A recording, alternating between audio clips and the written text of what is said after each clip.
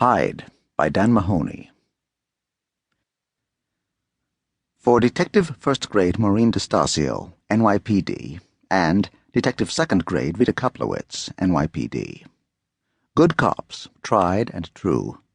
It's been my pleasure. Chapter 1.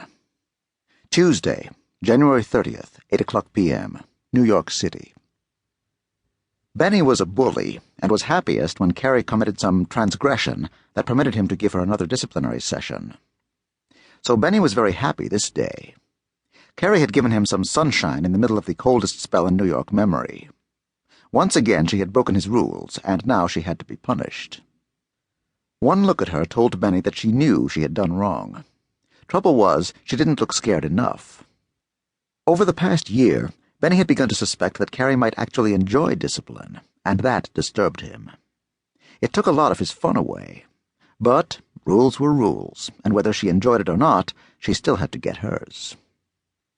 He started with the blanket, her only source of comfort and her primary protection against the bitterly cold north wind blowing down 3rd Avenue. Carrie was sitting on their mattress, spread on the ground, wrapped in her blanket, just staring at him, with that mournful gaze while she shivered, waiting. "Give me the blanket," he ordered. "Stupid people got to be cold." Carrie didn't move, except to gather the blanket closer around her shoulders.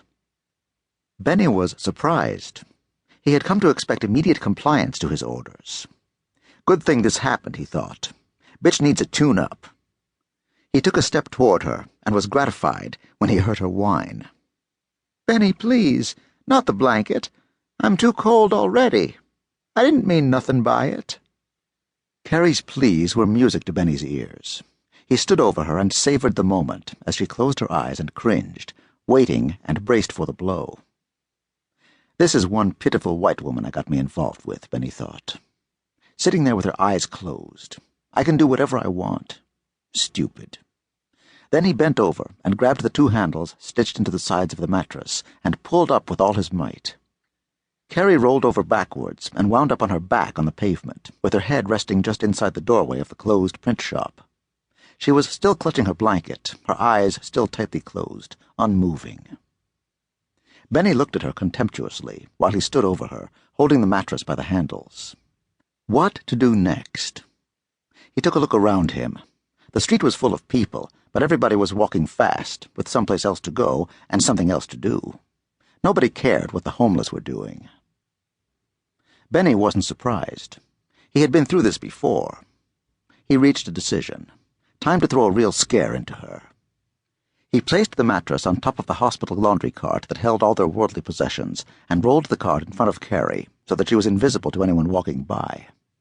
She lay in the stall he had created like a young calf waiting to be slaughtered. Placing his foot on her gut, he pressed hard enough to force all the air from her lungs and stomach, but she kept her eyes screwed shut. Ain't no fun like this, Benny thought. So he reached down, took hold of the blanket, and growled, "I'm leaving, and I'm taking what's mine." Carrie's eyes popped open. No more blank stare, only terror. She let go of the blanket, and Benny pulled it away. She watched him fold up the blanket and place it under the mattress in their laundry cart. Then he picked up the rest of their things and neatly placed them in the laundry cart, each in its accustomed place. Satisfied with his work, he turned back to Carrie. She was still staring at him, terror-stricken. Benny liked the way she looked. But maybe I can make it better, he thought. Let's see. "I'm going over to the city bank. Come get your shit later once I get unpacked." It worked well. Carrie rolled onto her stomach and crawled over to him until she was lying at his feet like a dog. She put her hands over her head and dug her chin into the sidewalk. "Beat me, Benny, but don't leave me. I'll die out here without you. I can't do this by myself." "Then why you always breaking the rules?" Benny asked in a low, threatening voice. "Why can't you learn to live right out here?" His voice was rising. "Why can't you listen and show me some respect?" Like a parent scolding a child, he waited for an answer, but got none. Carrie's silence enraged him. "Why do I got to be stuck with the dumbest bitch on the planet?"